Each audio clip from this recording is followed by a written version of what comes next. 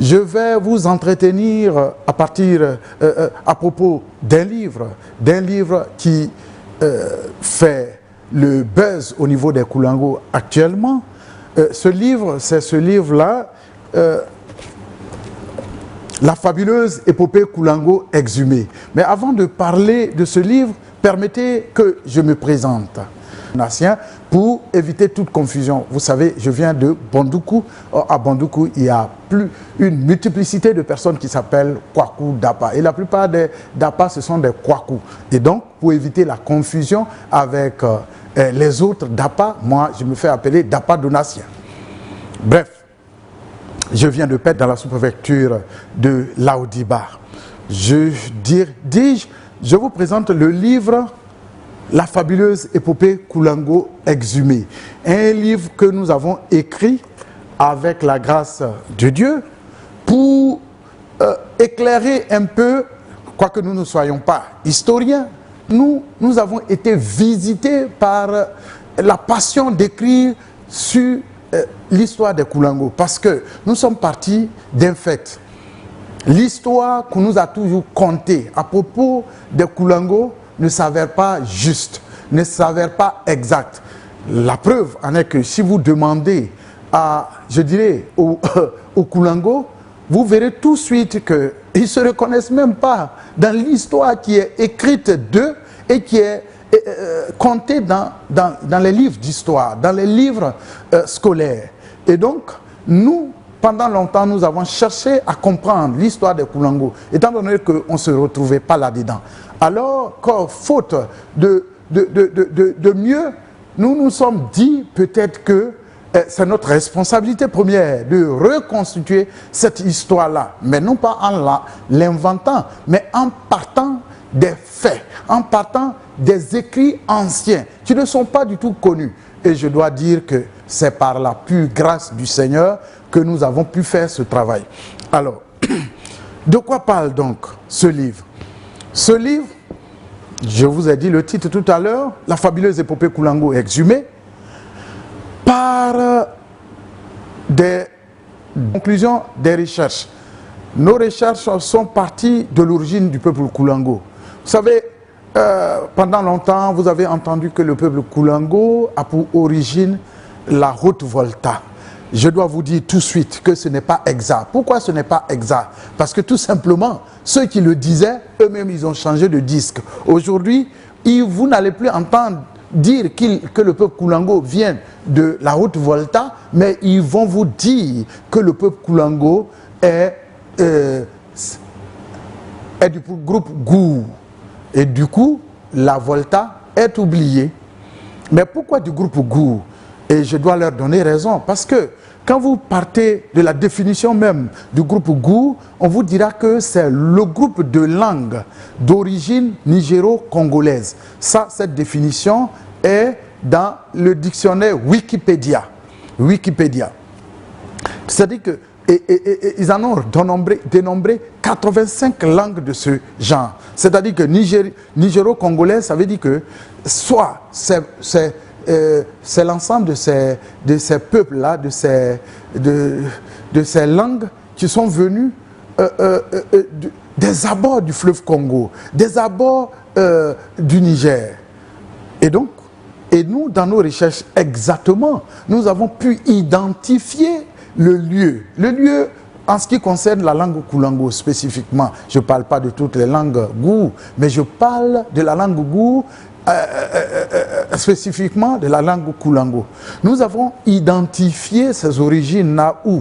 Mais aux abords du fleuve, du cours d'eau Kolango. C'est où? C'est en République démocratique du Congo, l'actuelle République démocratique du Congo, dans la province du Kwango. Et tenez-vous bien, la République démocratique du Congo, le Congo-Brazzaville, le Cameroun, une partie du Cameroun, une partie de l'Angola, formaient dans les temps anciens, dans les temps primitifs, le royaume du Congo. Mais quand vous allez en profondeur, étudiant même les choses, vous verrez que là-bas, le roi, dans le temps, on l'appelait le Mani Congo. Mani Congo. Et voyez, quand vous venez chez les Koulango, vous allez découvrir que le roi s'appelle le Mansé. Le Mansé. C'est ainsi que on va vous dire le Sai Mansé. Sai Mansé, c'est-à-dire que le souverain royal de Sai. C'est-à-dire, il est Koulango, bien sûr. On va vous dire également le Bonamansé. Le Bonamansé, ça veut dire le souverain royal de Bouna. Ça veut dire que le roi de Bouna. Tout comme on dira le roi Sai, le roi de Sai. Voyez-vous? Mais ça ne s'arrête pas là. Nous avons encore, en ce qui concerne les origines, vous voyez que les choses, on a trouvé des éléments encore plus, ça ce sont des choses attachées à la royauté. Mais nous avons aussi pu trouver des éléments relativement au royaume Koulango, au peuple Koulango, aux origines du peuple Koulango, les rattachant au Congo Zaïre. Vous avez dans le même endroit, dans le plateau du Kwango, c'est-à-dire dans la province du Kwango, nous avons pu identifier le régime alimentaire de ce peuple-là, de ce peuple qui est à ses environs. Vous voyez, là-bas, nous avons trouvé que c'est le même régime alimentaire que le régime alimentaire des Koulango. Ça veut dire quoi? Là-bas, ils cultivent l'igname. Les Koulango cultivent l'igname. Et d'ailleurs, c'est eux qui ont introduit l'igname en Côte d'Ivoire.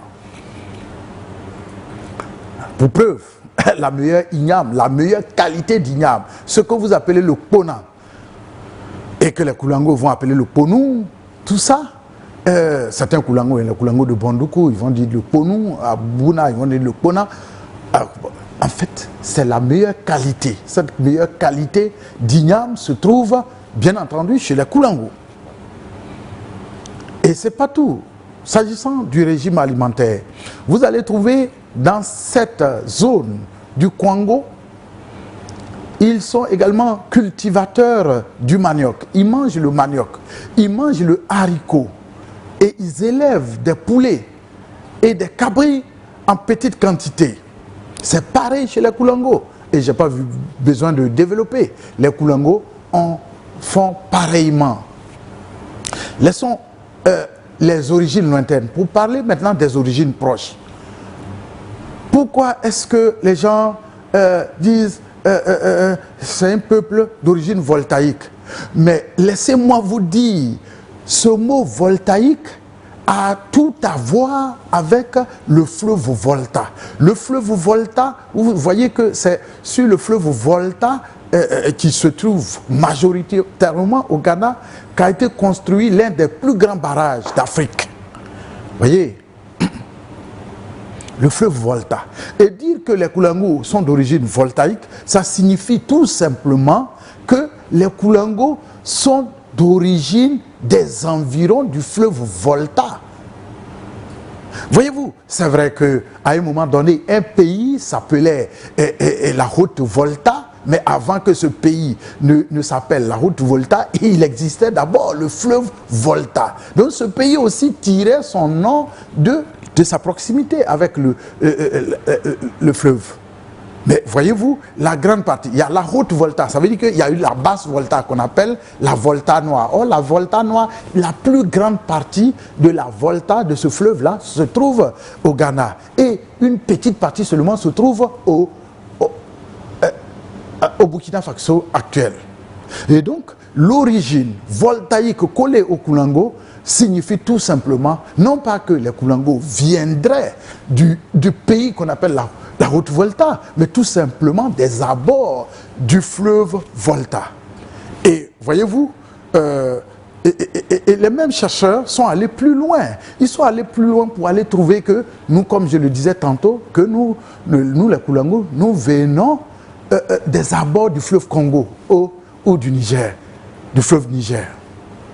Et je vous ai démontré ici les preuves que nous avons pu trouver. Il n'y a pas que ça seulement, il n'y a pas que ça. Même quand vous prenez les villes au niveau de cette zone-là, dans dans le bandundu, ça sonne un peu bandoukou, hein, bandundu, mais nous ne sommes pas là, on ne va pas aborder cette dimension de la chose, quoique nous ayons beaucoup à dire. Mais voyez, dans cette zone, la plupart des villages Koulango que vous voyez aujourd'hui, vous allez trouver encore que là-bas de l'autre côté, ce sont des villes. Ce sont des villes. Vous allez trouver une ville qu'on appelle Hazou.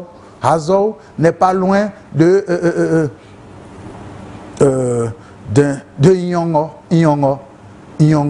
Inyongo, en Koulango, on sait ce que ça veut dire. Ça a tout à voir avec les rivières autour des villages. Là. La plupart des villages Koulango ont leur Inyongo, mais là-bas, dans le Congo, il y a le Iyongo. Iyongo n'est pas loin de Hazou. Hazou, qui signifie en Koulango, ce n'est pas loin. Effectivement, Hazou et Iyongo ne sont pas loin. Et vous verrez que Iyongo lui-même, c'est une ville, mais à côté d'un lac. Voyez-vous, il n'y a pas que ça. Vous savez, les femmes sont des plus conservateurs. Dans un peuple, si vous voulez, pour tout peuple, si vous voulez trouver les plus nostalgiques, les êtres les plus nostalgiques, c'est au niveau des femmes qu'il faut chercher la nostalgie. Les choses nostalgiques chez les Koulango, c'est pareil. Les femmes Koulango, pour la plupart des villages que nous connaissons, en tout cas au niveau de Bandoukou, en ce qui me concerne, la plupart des femmes Koulango ont conservé un culte qui fait référence au Congo. Et d'ailleurs, son nom s'appelle le Congo. Congo. Ça veut dire quoi? C'est un esprit. Les femmes invoquent cet esprit et ça le met en transe. Et c'est à l'occasion d'un festival qu'on appelle le Braléou. Peut-être qu'avec le temps, on va développer ça plus tard. Mais le Braléou, c'est une fête pour la jeune fille Koulango. Et à l'occasion, on danse le Congo. Le Congo, l'évocation, ça met les filles en transe. Et puis, voyez-vous, écoutons les anciens, écoutons la culture. La culture elle-même se révèle. Voyez-vous, quand ces femmes-là, elles ou ces filles, elles chargent le Congo, il y a une chanson qu'elles ont conservée jusqu'à ce jour, mais qui est révélatrice de leur origine. On va te dire, et je vais chanter cette chanson. Congo wa krubo bigwe, tibong rebia. Congo wa krubo bigwo, tibong rebia. Ça veut dire quoi? Toi, Congo, esprit du Congo, tu n'ignores pas d'où on vient. Tu n'ignores pas nos origines. Alors, prends le chemin de notre retour. Prends le chemin de notre retour. Indique-nous le chemin de notre retour. Voyez-vous? C'est-à-dire que la tradition elle-même a conservé des documents. Voyez-vous? Malheureusement, ce ne sont pas des documents écrits, mais a conservé les traces de nos origines congolaises. Voyez, je vais vous dire une chose. Le Koulango dans les temps anciens, puisque moi je sais, au moment où nous étions jeunes, un Koulango pouvait quitter son village à cause d'un seul besoin. Quel est ce besoin? Il va quitter son village, aller en zone forestière, aller travailler pendant 1 an. Vous savez pour acheter quoi? Un appareil tourne-disque. Et puis, il achète, c'est ce que vous appelez aujourd'hui les CD. En son temps, c'est les disques. C'est les disques, les 45 tours, les 33 tours. Il achète et la plupart du temps, ce sont les chansons congolaises. Vous allez trouver chez un Koulango, c'est la plupart, c'est des stocks et des stocks. Allez-y, fouillez leurs archives. Pour ceux qui ont aujourd'hui peut-être la soixantaine, la quarantaine, la cinquantaine, allez-y, soixantaine ou... Allez-y, fouillez leurs archives. Vous allez trouver plein une compilation de ces choses-là, s'ils ne les ont pas jetées. Mais pourquoi? Parce que, comme ils sont d'origine congolaise, donc ils sont sensibles, leur âme est sensible à ces chansons-là. Nous ne le savions pas. Eux-mêmes, ils ne le savent pas. Mais ce qui est sûr, si tu veux bercer l'âme du Koulango, mets une chanson zaïroise. Même qu'il soit, je veux dire, intellectuel ou pas, qu'il soit lettré ou pas, en fait, les Koulangos sont bercés par les chansons congolaises. On a abordé la question de l'apport des Koulangos à la civilisation Akan. Vous serez bien étonnés, mesdames et messieurs, parce que c'est des choses que l'oreille n'a jamais entendues, que les yeux peut-être n'ont jamais vues. Dans ce livre, nous avons découvert que le peuple Ashanti, de sa vraie appellation Ashanti, qui veut dire A, sang est vivant, ce peuple a pour origine chez les Koulango. C'est-à-dire que c'est un peuple apparenté aux Koulango. Mais comment? Suivez-moi.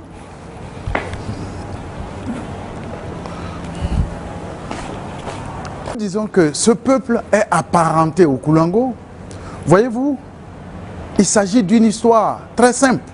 Vous savez, dans le temps, selon les historiens dont nous avons exhumé les écrits, c'est ce qui donne d'ailleurs ce titre à ce livre, des hommes comme Bodish, Thomas Edwards Bodish, des écrivains comme Jean-Louis Boutillier, des écrivains comme Gérard Pécheux. Je signale que les deux derniers sont des Français. Le premier, c'est-à-dire Jean-Louis Boutillier, lui, il fut directeur de l'Orstom, qui est devenu aujourd'hui IRD. C'est un institut de recherche. Il a écrit un excellent livre qui touche la culture Koulango. Mais il est parti d'autres écrits que nous avons exhumés également. Vous verrez, par exemple, un auteur, Bodish, dis-je, Bodish va dire que Osei Tutu,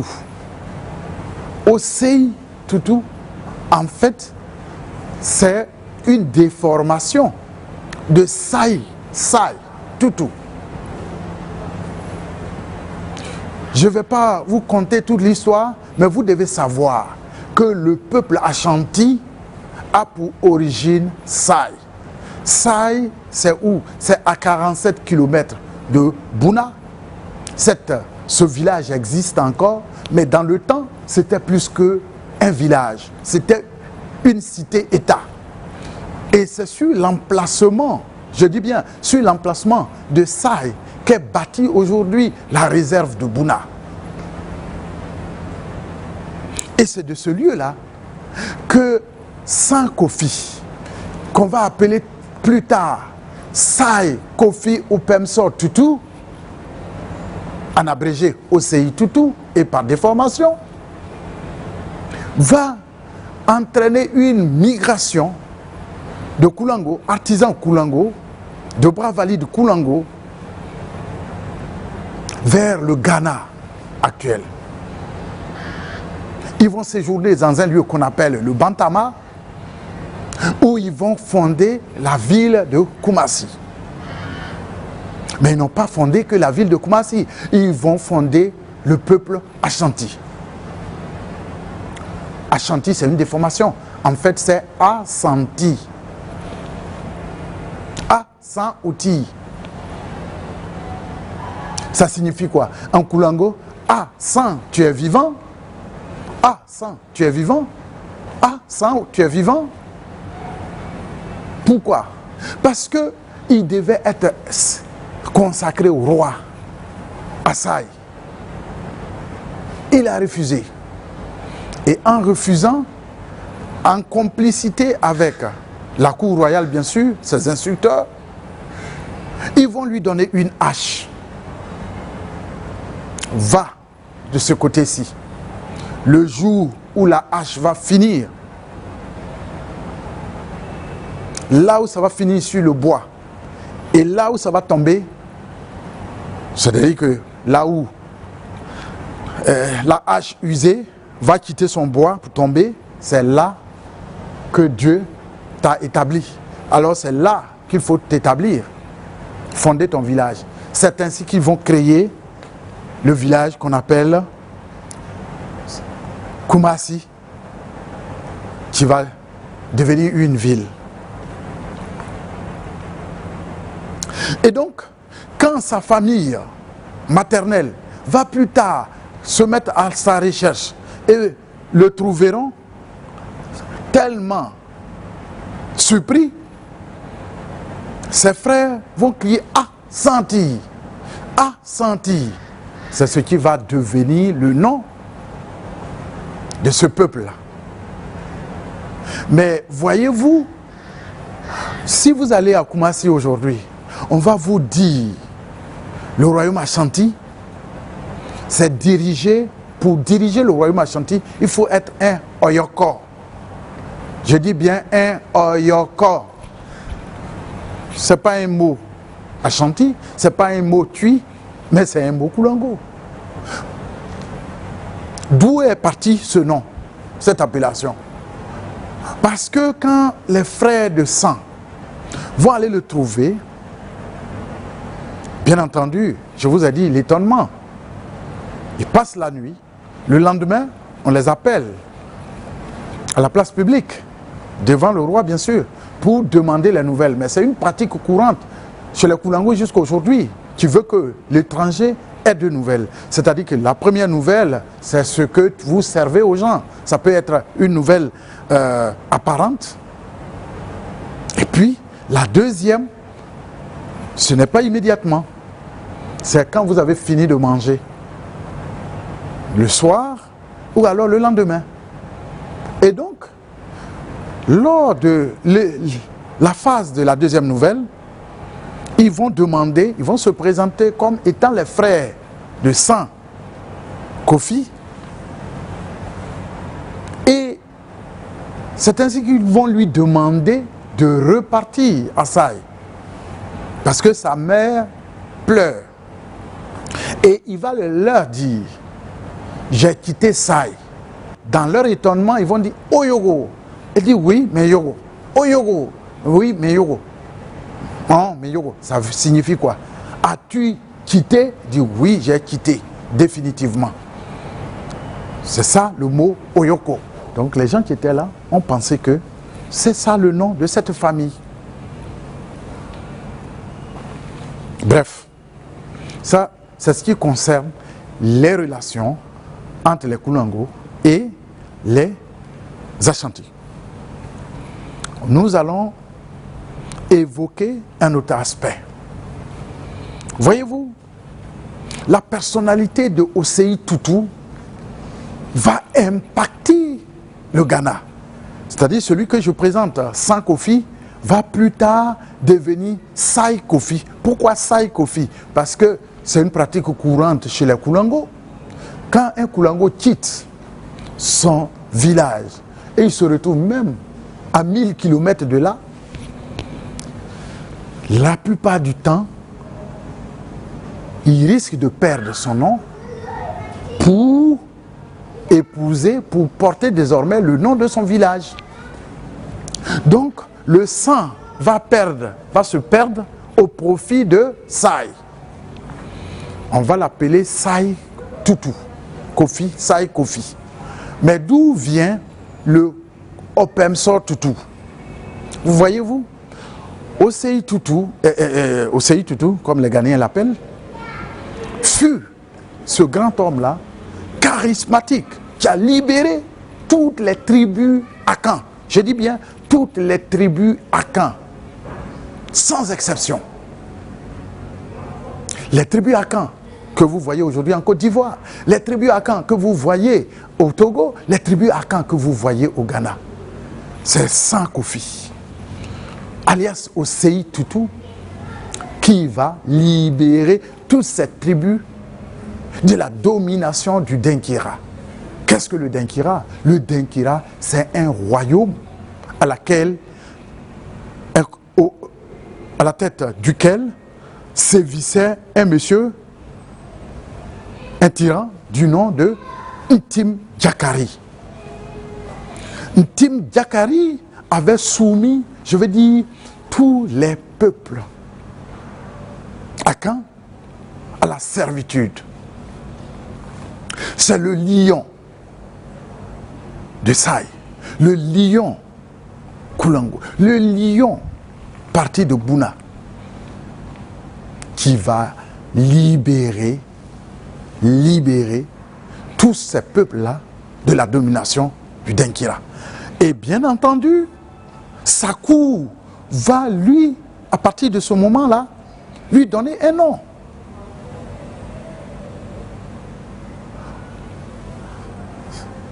Saï Kofi Opemso Tutu. Je vous disais tantôt d'où est venu Saï Kofi. Mais le Opemso Tutu, c'est la signification. Ça veut dire que toi, Saï Kofi, nous te sommes redevables à vie pour l'éternité, à l'infini. Opemso Tutu. Opemso, ça veut dire tes débiteurs. Tutu, ça veut dire à l'infini. Voyez-vous? Par exemple, pour dire que le sel, il y a trop de sel dans une sauce, le Koulango va dire l'arbre dans damene, tutu. Pour dire il y a trop de piment, tosogo dans damene, tutu. Donc le tutu ici, c'est la surabondance, l'abondance, le surplus. Je vous ai dit déjà l'origine des Koulango, les origines lointaines et les origines proches. J'ai abordé également avec vous ce que les Koulango ont apporté à la civilisation akan à partir des Ashantis. Voyez-vous, la plupart des tribus akan proviennent des Ashantis. Parce qu'à partir du moment où San Kofi, alias Osei Tutu, va vaincre définitivement le leadership et récupérer le leadership de la contrée, toutes les tribus akan vont affluer autour de lui parce que, voyez-vous, c'est le sauveur, c'est le Messie en quelque sorte. Tout Osei Tutu Opemso, Osei Kofi Opemso Tutu. Et voyez-vous, l'idée de Messie, l'idée de sauveur va être importée, sinon va être empruntée par Nkrumah avec son surnom Osadifo. Osadifo, c'est-à-dire que le Rédempteur, celui, pour que quelqu'un soit rédempteur, cela veut dire que celui qui a payé à votre place, celui qui a payé le prix à votre place. Donc, quand quelqu'un a payé le prix à votre place, c'est rare que le Rédempteur soit remplaçable. Il est souvent irremplaçable parce qu'il aura posé un acte qui aura marqué votre vie. Et sans cette action-là, peut-être que vous n'aurez pas survécu. Mais laissez-moi vous dire que le surnom Osadifo, emprunté et que portait fièrement le panafricaniste Nkrumah, provient du surnom de San Kofi Osei Tutu, Opemso Tutu. Et aussi, pour la petite histoire, Nkrumah n'était pas un Ashanti, mais Nkrumah a hérité des valeurs, des piliers de l'État, tel que fondé l'État traditionnel ghanéen, tel que fondé par Osei Tutu. C'est pour cela, ce personnage historique, aucun Koulango ne doit l'oublier. Il faut s'identifier à lui. Il a posé des actions extraordinaires. Mais voyez-vous, quand je vais vous parler du peuple Koulango, j'ai parlé de ce qu'ils ont fait et autres, mais il y a un élément important que je ne vous ai pas précisé. Dans ce livre, vous allez découvrir ce que le professeur Memel Fauté, l'icône, le monument, disait de la royauté en Côte d'Ivoire, de l'introduction, de l'apparition, de la gestation de la royauté en Côte d'Ivoire. Ce livre va rappeler ce qu'il disait. Ce livre, citant un autre de la fondation Atef au maïs, va vous dire que le premier royaume a été trouvé en Côte d'Ivoire, bien sûr, en Côte d'Ivoire et au Ghana, a été trouvé, identifié dans l'espace Gou, dans le nord-est, précisément chez les Koulango. Il s'agit de quel État? Il s'agit bel et bien de l'État de Saï. Je vous l'ai dit, la cité-État de Saï. Des historiens vont l'appeler également l'État de Kumbu, le royaume de Kumbu. Certains vont l'appeler Kimpu, Kumpu, Kumbo, Timpo. Tout ça, c'est la même chose. Nous sommes allés, nous savons pourquoi cet État s'appelle Kimpo. Il y a des secrets que malheureusement nous ne pouvons pas. Parce que moi j'ai pris presque un an avant que ça me soit révélé. Et j'ai ce privilège d'avoir fait ce pas initiatique. Les Koulango ont le droit d'être fiers de leurs origines, de leur passé. Parce que quand les historiens, les plus crédibles du pays, les anthropologues, découvrent que le premier État a été identifié chez les Koulango, c'est une fierté. C'est une fierté.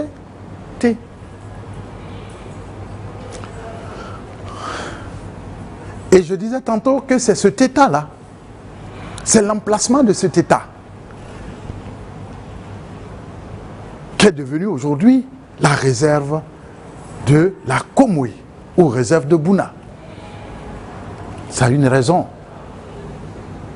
Quand on va vous dire pourquoi de l'autre côté de la frontière Ghana-Côte d'Ivoire, dans l'espace Bondoukou, dans l'intervalle Koumassi,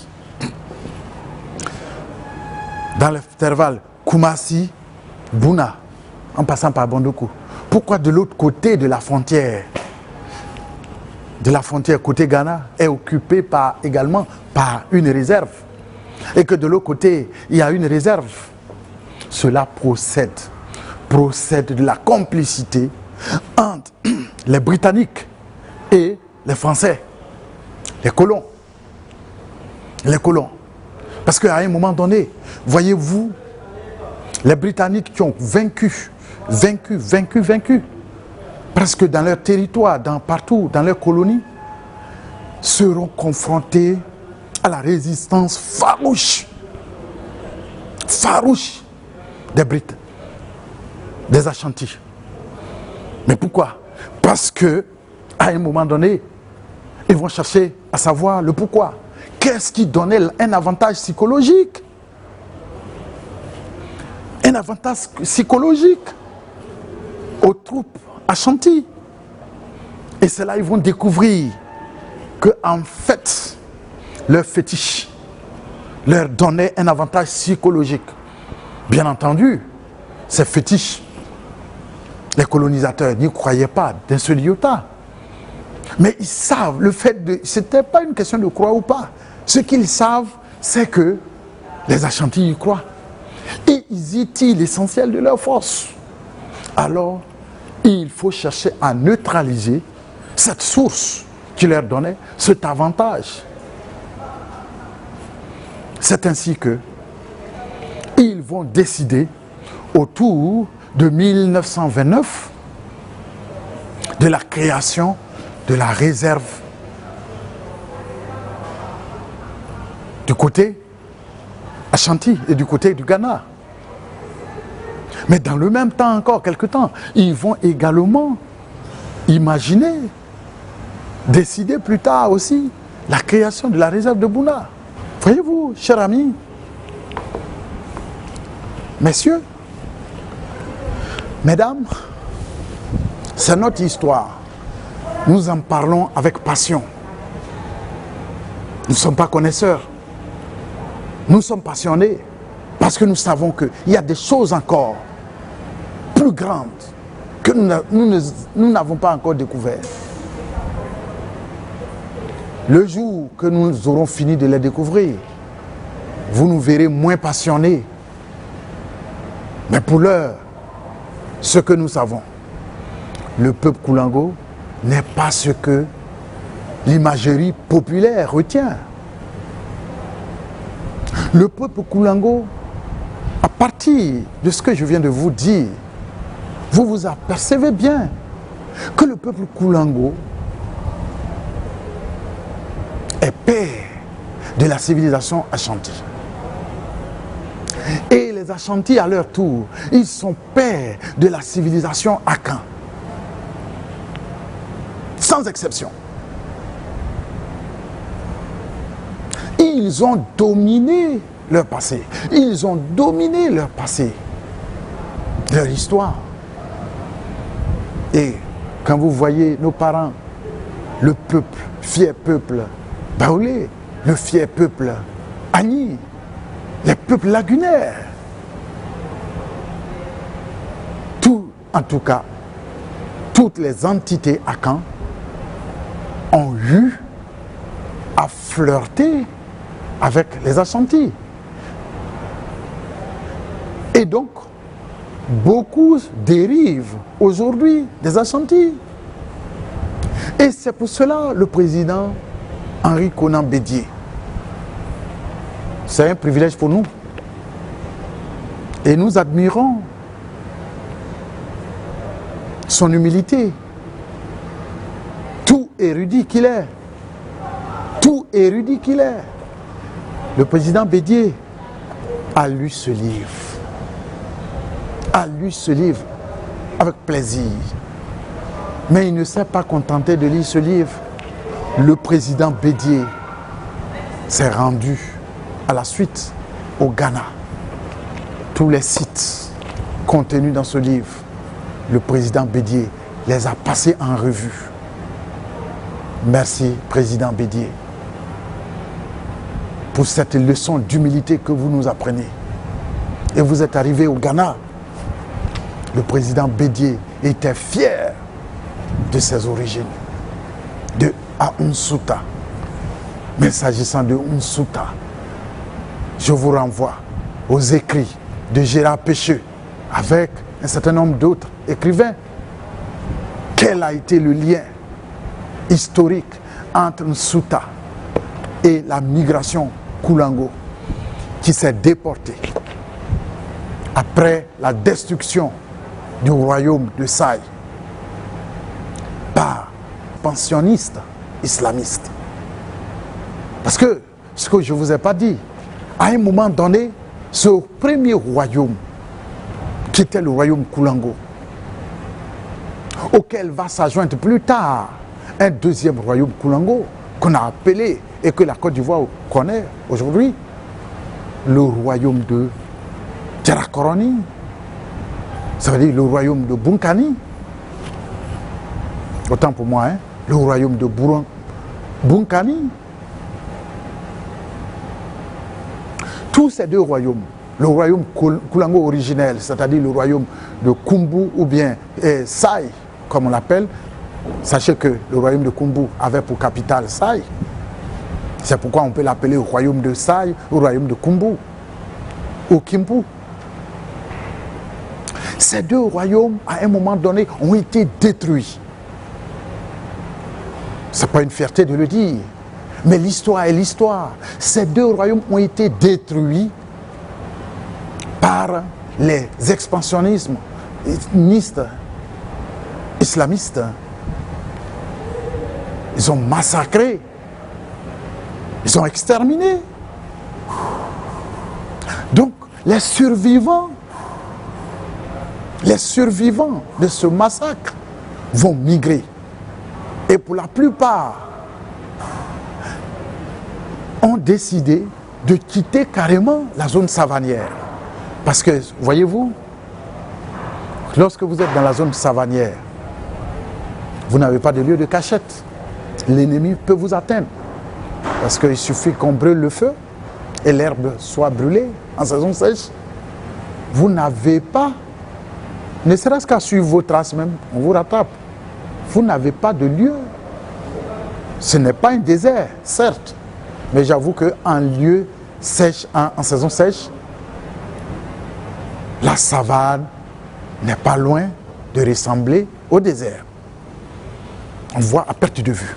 Et donc, vous voyez, ceux qui ont survécu à ce massacre vont migrer très loin. Certains, dans leur migration, vont venir créer les villages à Bondoukou et fonder même Bondoukou. Parce que c'est une vérité attestée que ce sont les Koulango qui ont fondé Bondoukou. Des Koulango authentiques. Et ils ne se sont pas arrêtés là.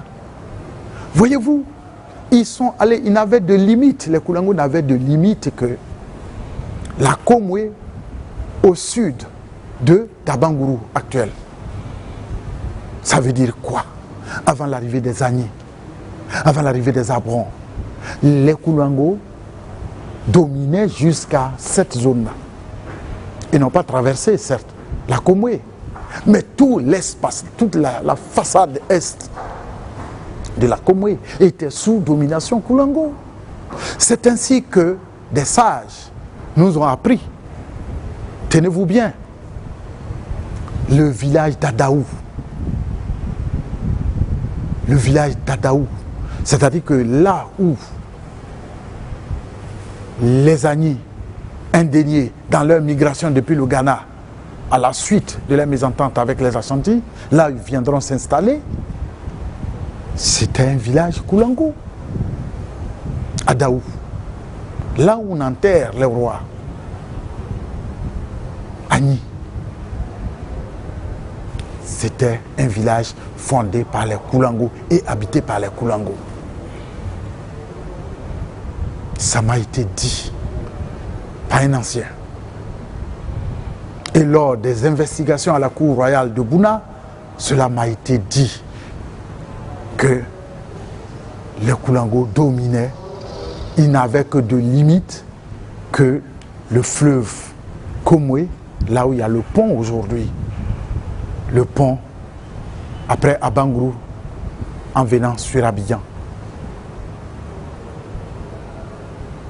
Mais ils ne se sont pas arrêtés là, les Koulango. Voyez-vous, je vais vous laisser dire, et quand je vais finir l'explication, vous aurez quel impact ils ont eu sur la ville d'Accra, la capitale du Ghana actuel. Dans cette débandade, un peuple qui était un peuple noble, les Koulango, après cette attaque des islamistes, des expansionnistes islamistes, et dans leur fuite, les Koulango, qui avaient à leur service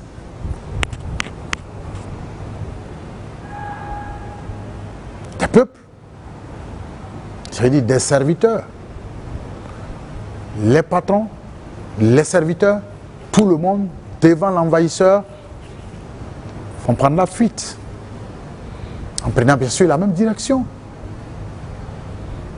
Mais quand on va vous dire que, arrivé à Accra, vous demandez le peuple Ga et le peuple fondateur d'Accra, c'est quel peuple? Comment ça s'appelle? On vous dira le Ga Nkouan.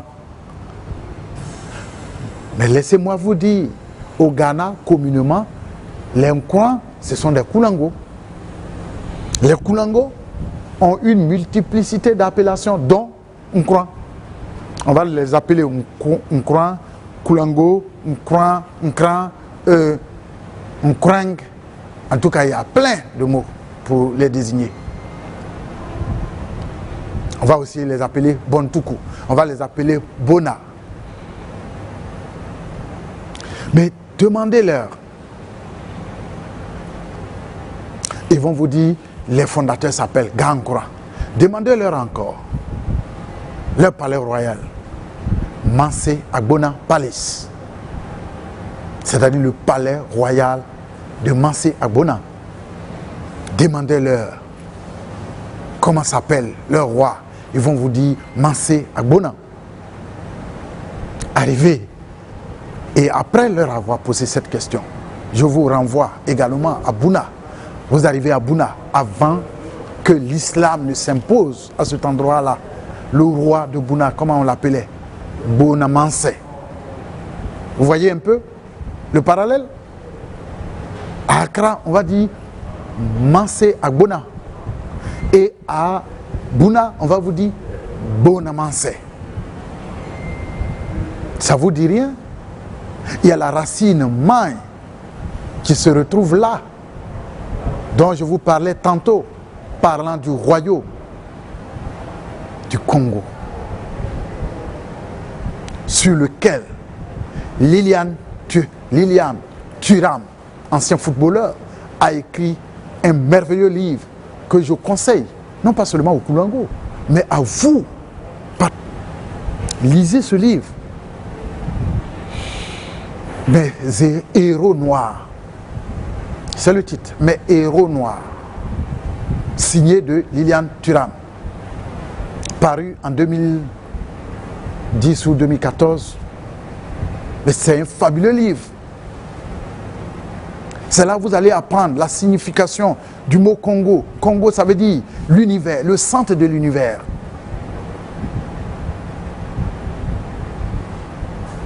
Le centre de l'univers. Mais laissons ce côté. Parlons de Accra. Des liens entre les fondateurs de Accra et puis les Koulango. Il n'y a pas que l'appellation. Les gars, on croit, qu'est-ce que ça pourrait signifier? Est-ce que ce n'est pas le peuple, l'association peuple Koulango et peuple Gan dans la zone de Bondoukou, dans la zone, dans le secteur, dans la sous-préfecture de Sorobango, y a-t-il pas des peuples Gan, des peuples qui cohabitent avec les Koulango, le peuple Koulango? Mais ça ne s'arrête pas là. Il y a un autre identifiant, un élément d'indice de proximité entre les Koulango et les fondateurs d'Accra.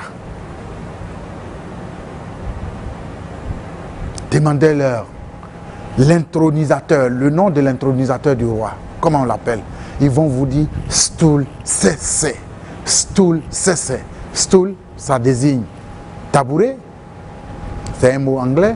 Sese, c'est le patois local. Mais allez-y à Laodiba, allez-y à Bouna, allez-y à Saï et leur dire, posez la question, comment s'appelle celui qui intronise le roi en Koulango, le roi Koulango? On va vous dire Bokuo Sase. Bokuo Sase. Je disais tantôt Stoul Sese. Chez les Koulango, ils vont te dire Bokuo Sase. Sese et Sase. N'est-ce pas les mêmes mots? L'un n'est pas la déformation de l'autre. Parce que Bokuo, éliminons Bokuo parce que Bokuo signifie tabouret en Koulango. Ça ne s'arrête pas là. Parce que le patois local qu'on appelle le Ga ou le Ga Nkran, le peuple Ga, le Nkran là, c'est ça qui a donné son nom à la ville d'Accra par déformation. Jusqu'à une époque récente, à la radio ghanéenne, on va vous dire, parlant d'Accra, ils vont vous dire Nkran. cran, un cran. Et donc je disais, on va vous dire, les historiens, les linguistes vont dire que le patois ga n'est pas une langue en tant que telle, que c'est un ramassis d'expressions portugaises. Figurez-vous qu'avant l'arrivée des Britanniques, les Portugais étaient les premiers à occuper la zone.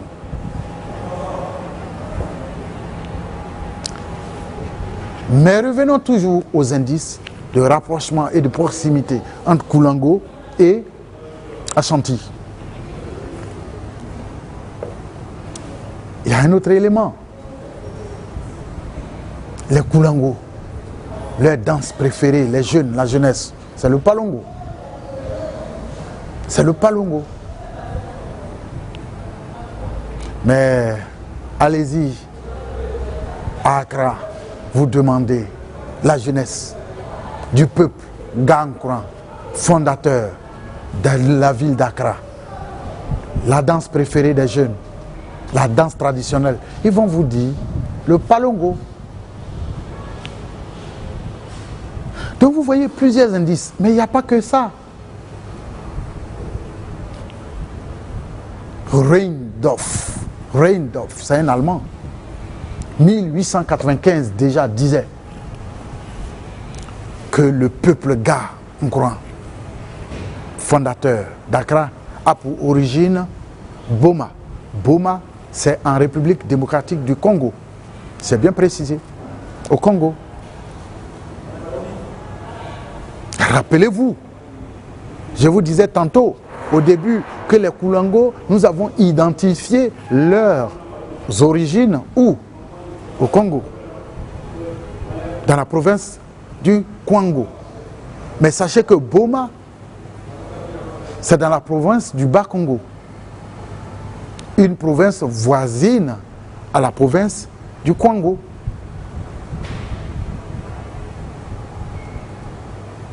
La province du Kwango, d'où sont originés les Koulango, c'est cette province qui est le grenier de la ville de Kinshasa.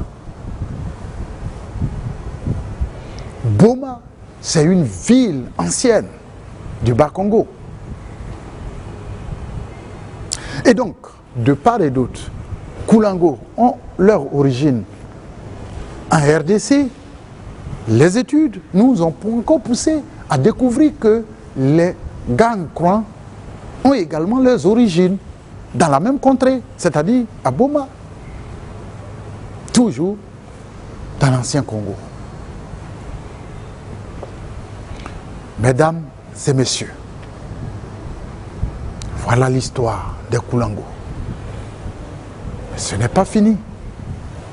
Le tabouret royal. Le tabouret royal. Voyez-vous, ici, c'est nous qui sommes là. Dans la recherche des informations, en traquant le peuple Koulango, les origines des peuples Koulango, l'histoire des peuples Koulango, nous sommes allés et nous avons été reçus au palais royal de Koumassi, des Ashanti. Le mythique Menchia Palace. Menchia Palace, Man. Vous voyez encore le préfixe Man, Man, Mani Congo, Menchia Palace, Manse. C'est-à-dire que, vous voyez un peu, il y a le lien, établissons rapidement le lien du Mani Congo au royaume d'Accra, en passant par le royaume de Saï Manse, Saï Bona, le royaume Ashanti. Vous allez voir que le roi, son appellation, il y a toujours, ça commence par le Maï. Au Congo, Mani Congo, Passaï, Saï Manse, à Buna, Bona Manse. Chez les Ashanti, dérivé des Koulango, Ce n'est pas étonnant. Maïhene, le roi du territoire.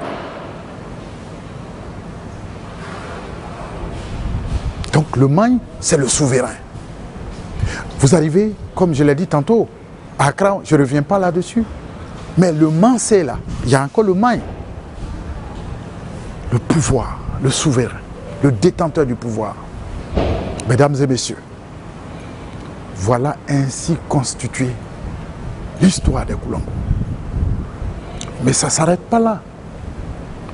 Voyez-vous, je vais vous parler du tabouret royal. C'est une évidence que tout aujourd'hui, dans le système arcan, le symbole du pouvoir, de la royauté, c'est le tabouret royal. Et quand vous voyez la forme du tabouret royal, c'est un tabouret destiné aux femmes. Mais voyez-vous, c'est un peuple fier, les Akans. Comment se fait-il qu'un peuple fier, dont c'est les hommes la plupart du temps qui sont les rois, comment se fait-il que le symbole du pouvoir porte la marque de la féminité? Écartez-moi l'argument selon lequel c'est chez les Akans et le trône appartient prioritairement à la femme. Là n'est pas la question. Mais d'où vient même que, à supposer que ce soit la raison, mais d'où vient que chez les Akans, ce soit, quelle est l'origine de cette coutume-là? Je vous renvoie encore au premier royaume identifié en Côte d'Ivoire. Merci mesdames et messieurs, j'ai eu le grand plaisir de vous présenter ce livre.